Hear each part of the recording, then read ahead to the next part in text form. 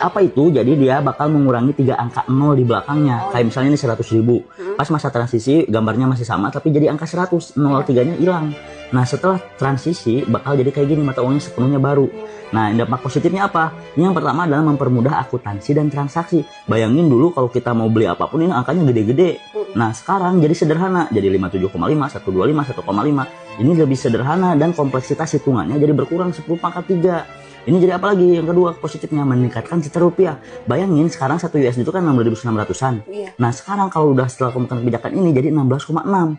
Kita bisa bandingin dengan negara-negara lain kayak Rusia 88,7, India 83,7, Swedia 9,9. Nah, di sini apa? Jadi kita mirip-mirip nih mata uangnya. Ini bakal menciptakan perspektif psikologis. Oh, bahwa mata uang kita kuat nih, mirip-mirip dengan negara lain. Bayangin kalau dulu 16.600, sangat jauh sekali.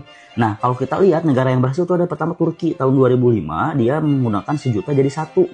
Kemudian Korea Selatan dari 10-an jadi 1. 2007 juga ini 10.000 jadi 1 Ghana. Nah, ini terjadi kenapa? Karena inflasinya terkendali dan kepercayaan masyarakat masih tinggi nih terhadap pemerintahnya. Jadi ini bisa berhasil kalau inflasinya kurang dari 10% dan stabil nih minimal 2 tahun. Kepercayaan publiknya masih tinggi, masa transisinya cukup panjang. Dampak negatifnya sekarang apa? Yang pertama adalah ada resiko inflasi.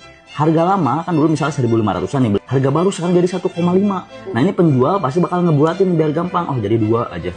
Nah, jadi di sini udah ada muncul inflasi 33,3%. Padahal misalkan ekonomi lagi baik-baik aja. Jadi ini adalah inflasi artifisial nih.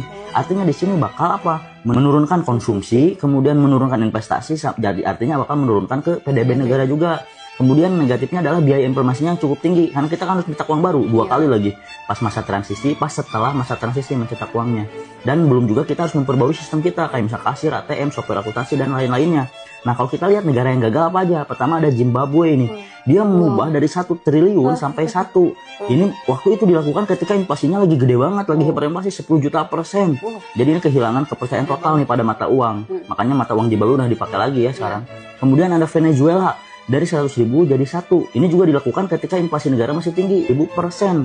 Dan pemerintah malah cetak uang untuk menutup defisit. Kemudian ada Brazil juga nih, 6 kali redenominasinya dan inflasinya lagi 1000%. Baru berhasil ketika tahun 94. Jadi ini bakal gagal kalau inflasinya lagi tinggi dan ketika defisit malah cetak uang. Jadi kepercayaan publiknya malah turun. Nah, kalau kita lihat Indonesia itu masih kecil, masih 1-2,8%. Ini masih di bawah 10%. Kemudian pertumbuhan ekonomi juga masih cukup bagus, 5-5,2.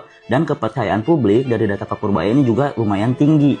Nah, cuman yang harus diperhatikan adalah ini stabilitas politik karena pemerintahannya masih baru dan literasi keuangan masyarakat masih sedang.